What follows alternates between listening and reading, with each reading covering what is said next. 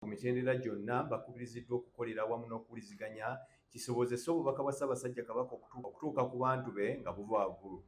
Frederick bali mu ttajjo ono nga ye Musaale Sisa asinzidde ku mukolo gw'okutuuza abaami ba Kabaka mu ggombolola y'e Sisa n'ategeeza ng'ensonga y'okukolagana bw'eri enkulu ate nga Kabaka gy'ayagala mu bantu bwe empeereza esobole okubukala obulungi.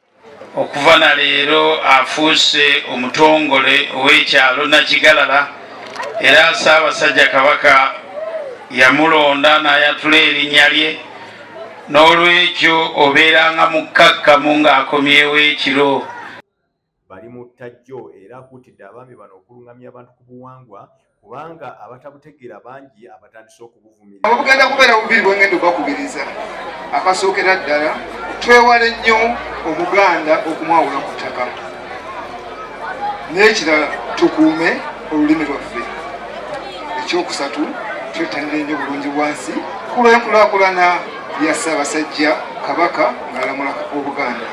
Omukolo guno gubadde ku ggombolola ya Nkungulutale mu ggombolola Musaale Sisa mu ssaza ly'e Busiro. Bwe muzze bwe muti bwe tunaakulemberanga kati akutte wano ne Waswa nange nkutte wano nammwe ne mugoberera ne tukiika Emmengo wanaabaawo kabi ki?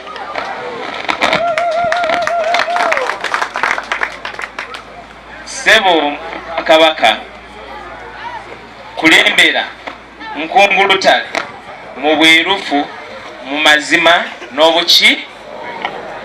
Omukolo gubaddeko okusimba emiti ng'akabonero ak'okukuuma obutonde.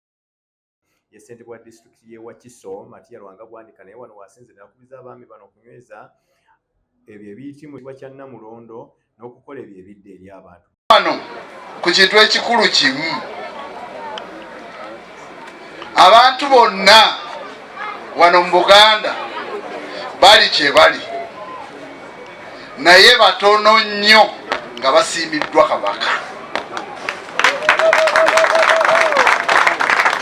Bagambye nze ndi gavana n'abalala tuli biki, naye omusiime wa Kabaka aba wanjawulo. N'olwekyo tuli wano era kyemuva mulaba nga Katonda tayinza kutuleka nga tetufunyeyo waakiri olutufuuyirize.